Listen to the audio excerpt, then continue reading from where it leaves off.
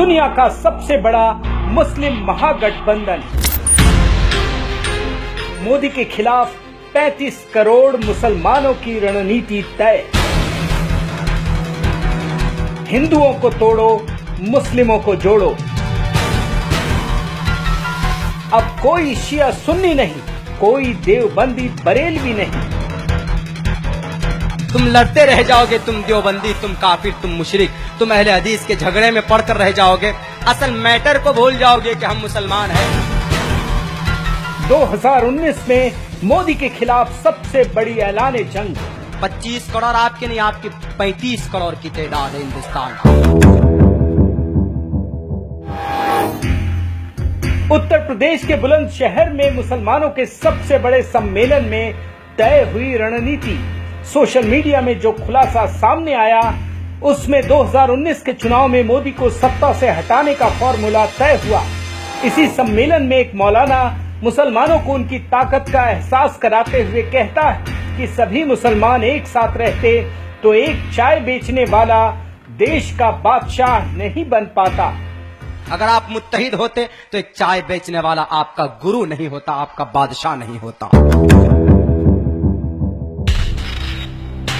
देश भर में इसी तरह प्रधानमंत्री मोदी के खिलाफ जहर उगला जा रहा है।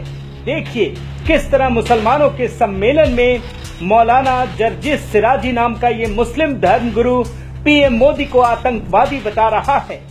इसको कहा जाता है दहशतगर्दी, इसको कहा जाता है आतंकवाद, इसको कहा जाता है टेररिज्म। जाओ, अगर तुमने अपनी मां का दूध पिया है तो जो केस बनता है बनाओ मेरे ऊपर। हमने नरेंद्र मोदी को आतंकवादी कहा है, जाओ जो केस बनता हो बनाओ मेरे ऊपर। इस मोदी पागल से पूछ लो, तू आज क्यों भूल गया? तेरी छाती 56 इंच की थी। आज हमारे लोग घास काट रहे हैं। क्या कर रहे हैं? घास काट रहे हैं। खुदा की कसम, वो दलांतियां वहां पर घास नहीं काटेंगी, छेड़ने वालों की गर्दनें। मौलाना तय कर चुके हैं कि किसी भी सूरत में मोदी दोबारा प्रधानमंत्री न बन पाए। खुद सुन लीजिए। 2019 करीब है। मुसलमानों, अपने अंदर इत्तेफाक पैदा कर लो, इत्तेहाद पैदा कर लो। इतना याद रखना, अगर तुम्हारे दरमियान ना इत्तेफाकी हो गई, तुम्हारे दरमियान अगर ना इत्तेफाकी हो गई तो रेपिस्टों और बलात्कारियों की सरकार फिर दोबारा भी बन जाएगी। बाबरी मस्जिद हमारी दिलों की धड़कन है, हमारे आबाओ अजदाद की बनाई हुई बाबरी मस्जिद है। ओ मोदी और योगी, याद रखो, अगर तुमने उसको बनाने की कोशिश की तो तुम्हारे हाथ तोड़ दिए जाएंगे, तुम्हारा सर कलम कर दिया जाएगा। एक और मौलाना का बयान सुनिए, जो खुलेआम मुसलमानों से अपील कर रहा है कि अगले चुनाव में भाजपा और मोदी को हराने के लिए विपक्ष के हाथ मजबूत करें। मुसलमानों को भी चाहिए कि वो ज़्यादा से ज़्यादा वोट पोल करें और मुल्क को आगे ले जाने में अपोजिशन की मदद करें। जमीयत उलेमाए हिंद के अध्यक्ष मौलाना अरशद मदनी ने तो भाजपा और मोदी को रोकने वाले हर दांव को आजमाने को कहा।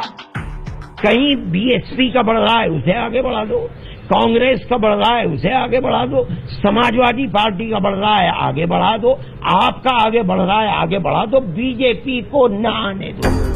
मुस्लिम धर्म गुरु मुफ्ती मोहम्मद सनाउल्लाह होदा कासिम को मोदी राज में जमहूरियत खतरे में नजर आ रही है। कि इस वक्त जमहूरियत खतरे में है, कि इस वक्त जमहूरियत खतरे में है। MIM के नेता अकबरुद्दीन ओवैसी ने तो सारी हदें ही पार कर दी हैं। चाय वाले, चाय चाय चाय चाय बोल रहा है, हमको छेड़ मत। याद रख, इतना बोलूंगा कि कान में से पीप बहने लगेगा, खून निकलेगा।